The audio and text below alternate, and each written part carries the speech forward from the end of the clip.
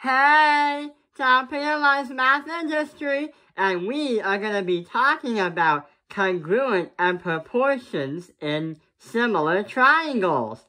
So in the last video, we were talking about the different ways we can prove a triangle can be similar.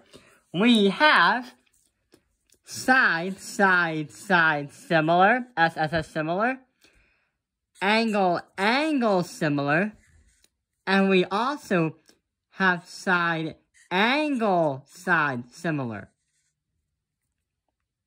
Those are the three ways we can prove triangles are similar.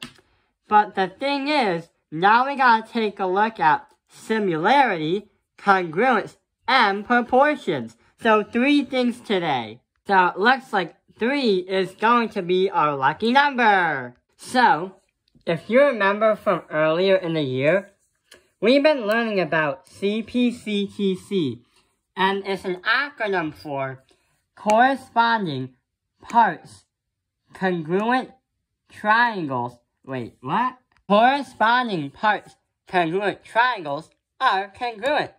So, that is the theorem that we use when we try to make a triangle congruent, or any part of inside or on the triangle congruent. CPCTC is very helpful because it's saying that if you have proven these 2 triangles are congruent, then any part of the set of each pair will also be the same and congruent to each other, like these 2 angles, or these 2 lengths. So CPCTC is overpowered. It's an OP theorem. Now, what about proportions and similarities in a triangle?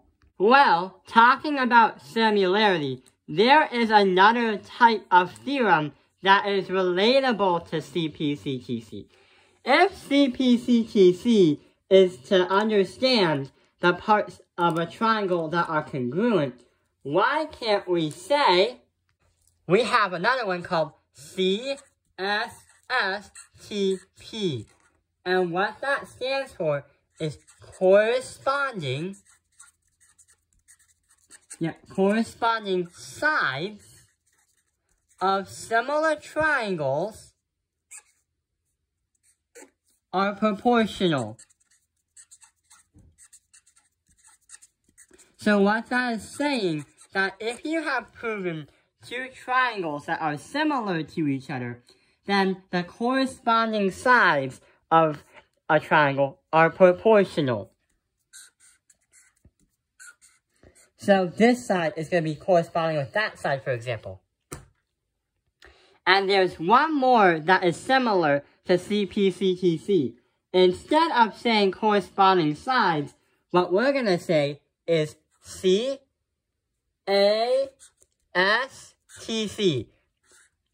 CASTC, casks. And that is going to say corresponding angles of similar triangles are going to be congruent. So we said earlier in the season that when you have similar triangles, its angles can be congruent, will always be congruent, but its lengths may be different sizes.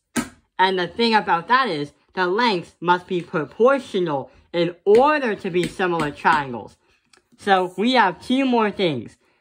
We have ones that can prove that lengths of a triangle are proportional, and the other one proving that all sets of angles of a 2 triangles, are congruent. The thing is, the first one right here, you can prove that these 2 are proportional, these 2 lengths. CPCTC talks about the parts inside a triangle that are congruent to each other when you prove the triangle is congruent. So see, 3 is our lucky number.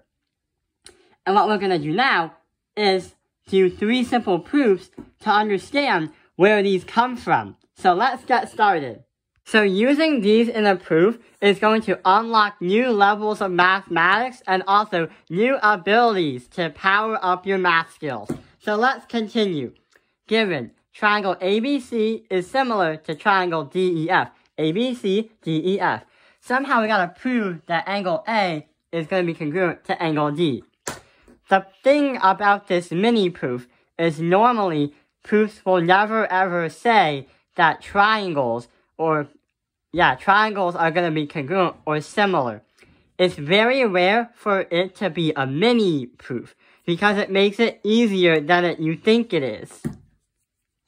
The reason why is it's saying that triangle ABC is congruent. No, triangle ABC is similar to triangle DEF, and prove that angle A and angle D are going to be congruent. What we can say is, this is our given, so we can write that. And also, here we can get our final answer. We can say angle A is congruent to angle D because of CASTC. Corresponding angles of a triangle are congruent. So that is going to tell you that these two angles are going to be congruent because of CASTC. CASC. Let's take another look at another one. Ooh, another mini proof. Given, again, triangle ABC is similar to triangle DEF. Prove, proportions. AB is divided by DE is proportional to AC divided by DF. What? So what it's trying to say is the proportions, you gotta prove that these two triangles have similar lengths and are proportional. So what we're gonna say is our givens again. Now we can go directly to the thing. AB is DE divided by DE is equal to AC divided by DF. And instead of CASTC, we're going to say that it's going to be CSSTC. Corresponding sides of similar triangles are proportional. So AB divided by DF is going to be proportional to AC divided by DF. AB divided by DF and AC divided by DF. DE. CSSTC. Corresponding sides of similar triangles are proportional. These mini proofs are getting very, very easy. Not only that, we found 2 ways we can apply this to our math skills and get ready for your next math test or exam or whatever it is. There's one more that we're going to look at, and that's a little bit weird. Given, triangle ABC is similar to triangle DEF. Again, what? Prove AB times DE is equal to AC times DE.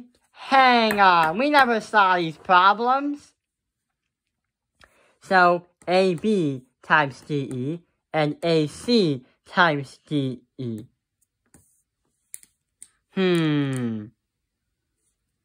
So I meant AB times DF and AC times DE.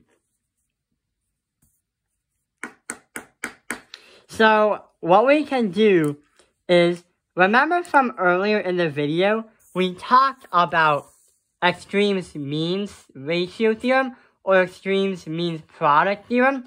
What is saying that when you have means and extremes multiplied to each other, they equal to each other, and that creates a proportion between the two. So what we're going to say that it doesn't matter, but we're going to say this is the extremes, and this is the means. So what's going to happen is we're going to say AB and DE are going to be extremes. DF are going to be extremes. Then we're going to say AC and DE. Now we create a proportion. And when you multiply them, you're going to get this here, the proof. Multiply this, cross multiply, and you got it. So now, what we're going to say for the answer is CSSTC.